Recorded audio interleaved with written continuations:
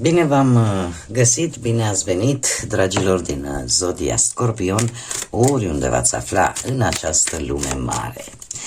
Sunt, ca de fiecare dată, încântată să fim din nou împreună la o nouă lectură, de data aceasta pentru prima perioadă a lunii aprilie, mai precis perioada cuprinsă între 1 și 5 aprilie inclusiv, așa că toți cei care aveți nu doar soarele, ci și luna, Venus sau poate ascendentul în Zodia Scorpion, această lectură este de asemenea și pentru voi.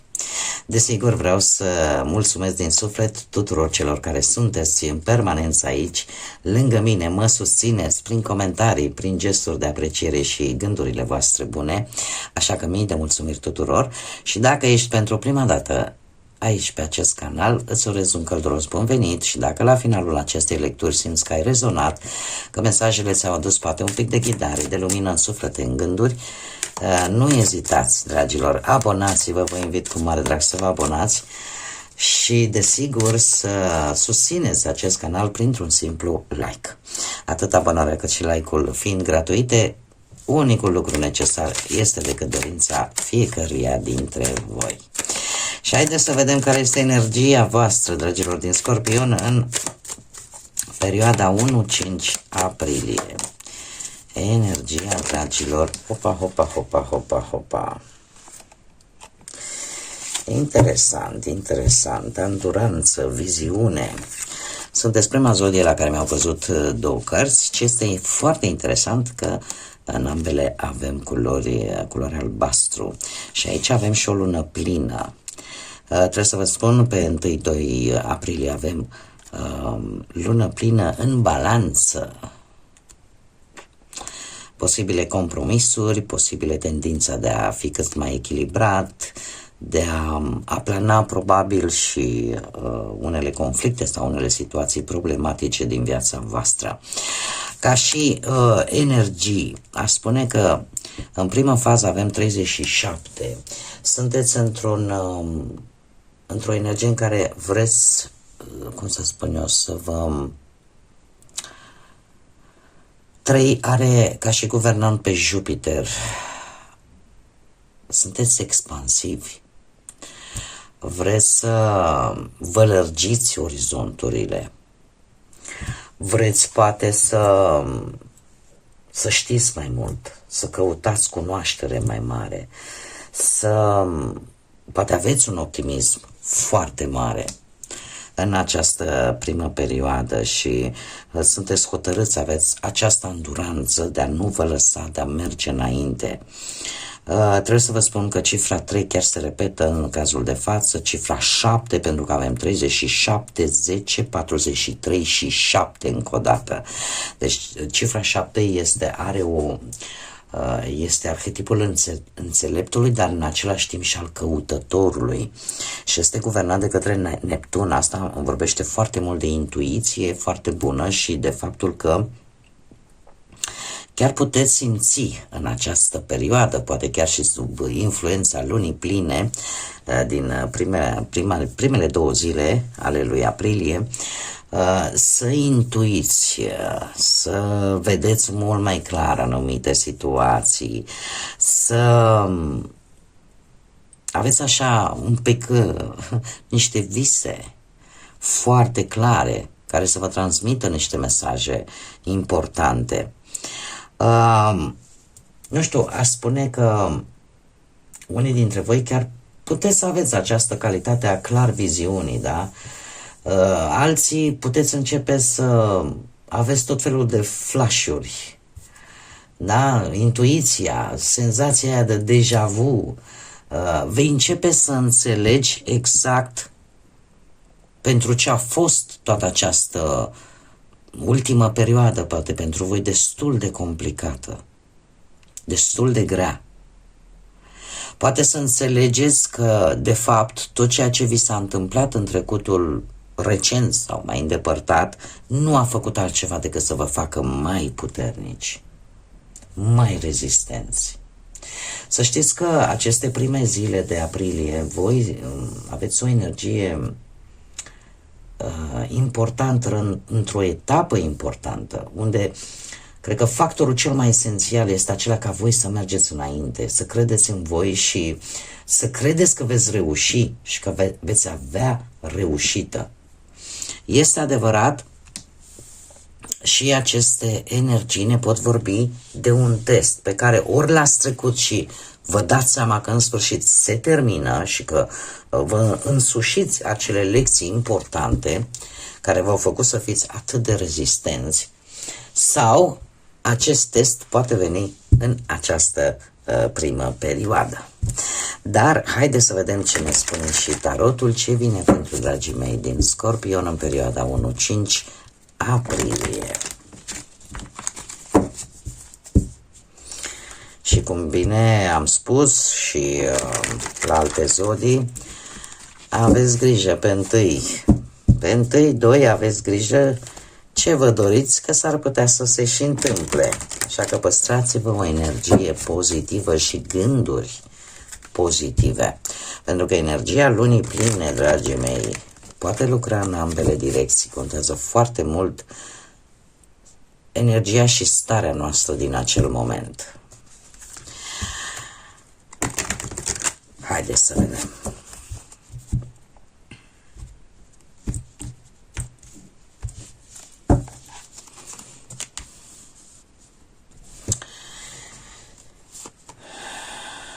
Ce provocare foarte rapidă vine la voi, dragii mei dragi. Deci, avem așa un 8 de bâte ca și provocare. Optul de bâte. Optul de bâte vine posibil cu un succes chiar, aș spune, pentru unii dintre voi, dar e ceva care vine în viteză. Orică e o mișcare foarte rapidă, orică e o comunicare rapidă, orică e o veste rapidă, ori un progres accelerat. Dacă vorbim de muncă, e posibil ca un anumit proiect pur și simplu să înceapă să se miște foarte rapid, să aducă schimbări, să aducă vești importante legate de muncă, poate o aprobare rapidă pentru un job sau pentru un plan, sau pur și simplu decizii neașteptate care vin în muncă, în viața, în cariera voastră profesională, unde voi va trebui să acționați foarte rapid, să vă adaptați la acele situații dinamice, mai ales dacă apare și oportunitatea asta de a colabora cu cineva, să vă extindeți brusc, tocmai ce am vorbit de Jupiter, da, de extindere, de expansiune, sau ceva care să-și ceară un răspuns foarte rapid din punct de vedere profesional. Desigur, cu 3-ul de cupe, mie mi-arată totuși că va fi ceva totuși de celebrat. Deci, de ce? Pentru că apar motive de bucurie, apar motive de succes, că reușiți acea colaborare, că reușiți să lucrați într-o echipă, că reușiți să faceți un proiect, să-l duceți la bun sfârșit sau pur și simplu să primiți o recunoaștere. Cert este că e un moment bun în care voi să vă consolidați foarte mult baza relațiilor voastre profesionale. Cavalerul de spade, poate unii dintre voi aveți și în harta voastră astrală în poziții importante, lună, Venus sau poate ascendent, și zodii de aer, Gemeni, Balanță sau Vărsători, în cazul acesta cu atât mai mult. Dar acest cavaler de spade, trebuie să vă spun că indică nu numai decizii rapide, mișcări rapide, decizii curajoase, prin faptul că luați inițiativă pe lucruri, situații destul de dificile și le abordați fără să ezitați. Posibil să aveți anumite probleme destul de complexe, poate destul de serioase, să zicem, legate de cariera voastră profesională. Nu ezitați.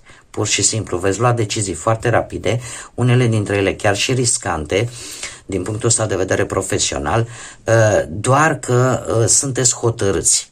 Unicul lucru care vi se cere și unde trebuie să fiți atenți, faceți-vă un plan, totuși nu acționați haotic. Dacă vorbim de bănuți, să știți că pe partea bănuților aș spune că e posibil să vină un venit, ori foarte rapid, ori să apară vreo cheltuială de asta neașteptată, mai mult legată, aș spune, de vreun plan pe care voi vi l-ați făcut, dar pot apărea șansa de bonusuri rapide, colaborări care să vă aducă câștig imediat sau decizii rapide de care voi poate veți profita și asta să vă aducă o șansă de, nu știu, de a câștiga o anumită sumă de bănuți. La rândul său, 3 de cupe, vine și el pe partea banilor cu posibile câștiguri legate la fel de colaborări, de activități sociale, de evenimente, de proiecte de grup, mai mult aș spune, care se pare că sunt profitabile, da? Pentru că mi apare totuși o sumă de bani care cumva necesită să fie și împărțită între voi și alte persoane.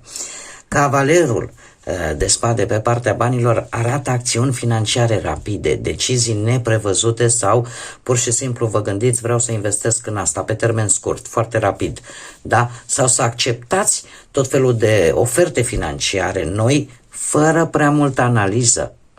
De ce? Pentru că voi vreți să rezolvați niște probleme financiare într-un mod cât mai urgent. Totuși, știu că lucrurile se vor desfășura foarte energic, foarte dinamic, totuși încercați, mai ales când e vorba de bănuți, să nu vă pripiți foarte tare.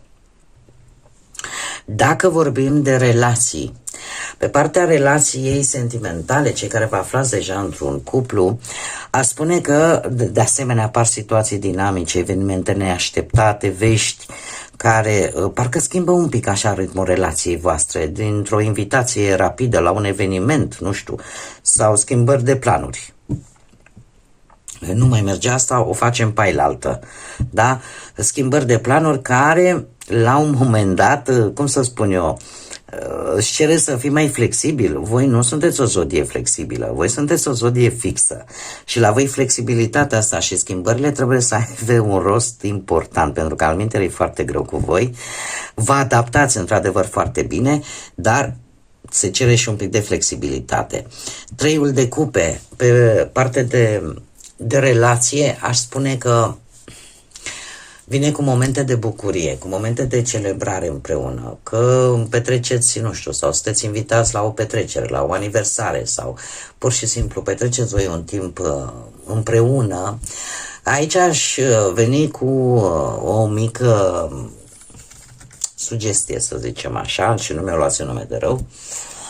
E posibil să fiți invitați împreună cu alți prieteni, cu alte persoane, la un anumit posibil eveniment.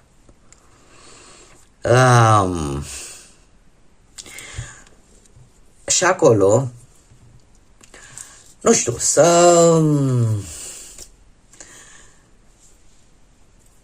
oricine, ori voi, ori perechea voastră să exagereze un pic cu distracția. Cine unul dintre voi va acorda un pic mai multă atenție anumitor persoane din respectivul grup decât partenerului. Dar să știți că veți acționa foarte rapid și veți rezolva problema instant, atunci, pe loc. Fără să, cum să spun eu, luați decizia importantă, rapid și cu multă hotărâre rezolvați problema imediat. Asta dacă va apărea. Cei care sunteți dar în general să știți că chiar și acest cavaler de spade indică un impuls în primul și în primul rând, inițiativă, hotărâre, dar ne vorbește și de energie și entuziasm în relația voastră. Doar că nu veți permite, deci veți rezolva problemele atunci, pe loc, ușor și acasă. Dacă vorbim pentru cei care sunteți singurei, voi să știți că aveți șansa unei întâlniri foarte rapide sau a unei experiențe la nivel social foarte plină de energie. Și asta se poate întâmpla ori la un eveniment, ori la o întâlnire neașteptată sau, nu știu, la ceva ce ține de socializare sau de ori instituții de socializare, ori pagini de socializare.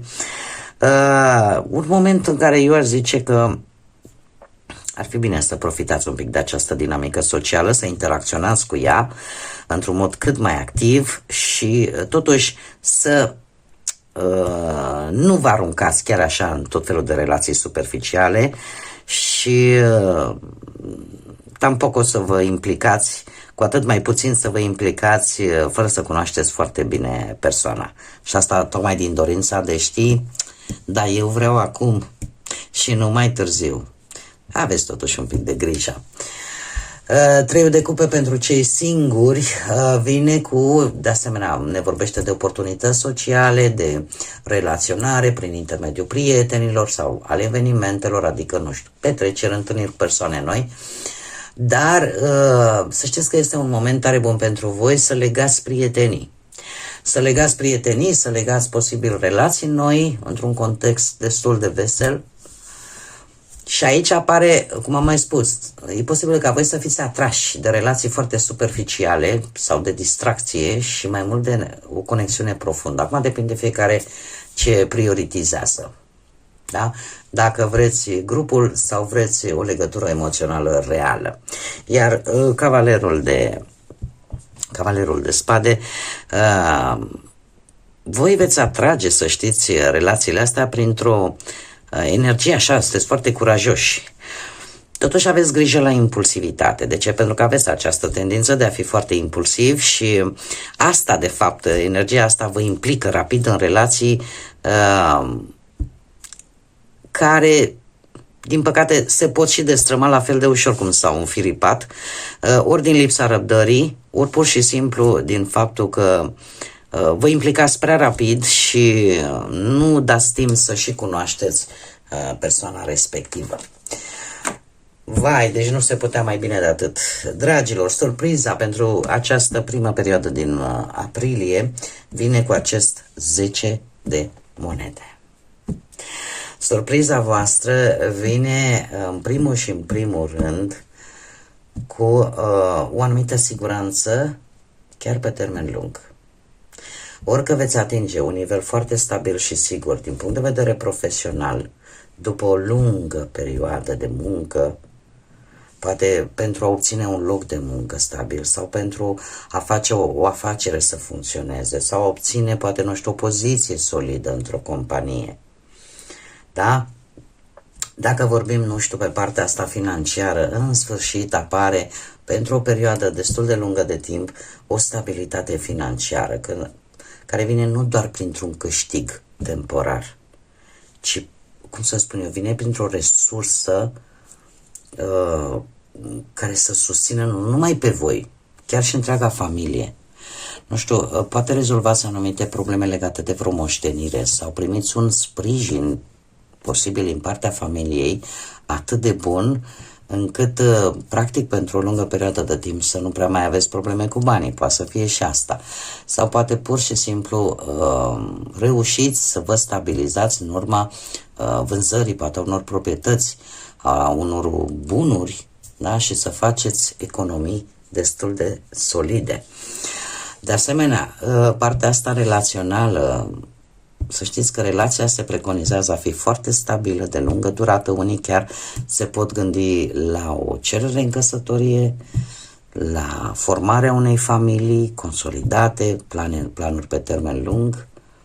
Există valori comune, există siguranță și vă mai spun un lucru. Dacă cei singuri își vor dori în această perioadă o relație stabilă, serioasă, să lăsați aventurile, da, deoparte, și aveți această dorință de a construi o familie, să știți că căutarea voastră, dacă asta este, poate să se termine în această perioadă. În această perioadă. Unicul lucru pe care vi l-aș recomanda și care îl recomandă de fapt acest 10 de monede e acela de a nu ține standardul vostru, principiile voastre foarte ridicate și să puneți foarte multă presiune pe ideea asta, eu vreau, domne, relația perfectă, pentru că aia nu există. Cred că aia ar fi singurul lucru care v-ar putea opri. Interesant, nu? De-aia și au apărut aceste două energii și deocamdată să știți că sunteți singura zodie unde mi-au ieșit două energii, combinația a două energii. Haideți să vedem ce mesaj angelic am pentru voi, dragilor din Scorpion, pentru perioada 1-5. Mâna nu vrei, nu vrei. Cred că asta a vrut să iasă, că efectiv nu reușeam nici să o scap din mână. Ia să vedem. Îl avem pe Poiel, care trezește intenția în inima ta și în sufletul tău, păstrează dorințele în prim planul minții tale, al gândurilor tale. De fapt, este un îndemn, dragii mei. Așa le place îngerilor, să vorbească în parabole, în hiperbole, în ghicitori, în șarade, pe care asta ne face de fapt să ne punem mintea la contribuție. Așa făcea și Domnul nostru Iisus Hristos, nu? Cu apostolii, da? Le vorbea oarecum codificat. De ce? Pentru a le pune mintea la funcțiune, la treabă. Și revenind la acest mesaj angelic, spune așa: deci trezește intenția în inima ta, fă legătura între ceea ce își dorește sufletul tău și încep să lucrezi la el, pune-l acolo pe frontispiciul minții tale, al gândurilor tale, pentru că sunt șanse ca ele să devină realitate. Adică manifestă ceea ce îți dorești. Nu-l lăsa decât în faza de dorință, deja planifică-l, deja gândește-te să-l pui în acțiune. Da, facem foarte rar, să știți, acest lucru și chiar azi am urmărit un documentar foarte interesant referitor la partea asta angelică și să știți că este adevărat. Știu că unii dintre voi poate credeți, alții nu, fac și o mică paranteză, simt nevoia să vă spun acest lucru și poate nu e întâmplător. Se spune noi și știm de mici, ne-au spus și nouă părinții, străbunii noștri, că există un înger care ne veghează și la un moment dat ne punem întrebarea, atunci când ni se întâmplă câte o tâmpenie, și da, de ce? Și de ce nu m-a ferit? Și da, de ce nu m-a ajutat? Pentru că nu i-am cerut. Atât de simplu. Pentru că nu am cerut sprijinul. Partea asta angelică, să știți că nu acționează dacă noi nu ne dăm acordul. Atâta timp cât noi nu-i chemăm, ei practic sunt niște șomeri. Așa să vorbim într-un limbaj colocvial. Și aici am încheiat paranteza. Bun, dragii mei, cam acestea au fost mesajele pentru voi. Sper din suflet că v-au ajutat și că v-au adus așa un pic de ghidare, un pic de claritate. Vă mulțumesc tare mult că mi-ați fost alături și la această lectură și până data viitoare, când ne vom reîntâlni cu siguranță, nu uitați, sufletele mele frumoase, să visați înalt, să gândiți înalt și desigur să lăsați credința, pacea, lumina, iubirea să vă însoțească la fiecare pas.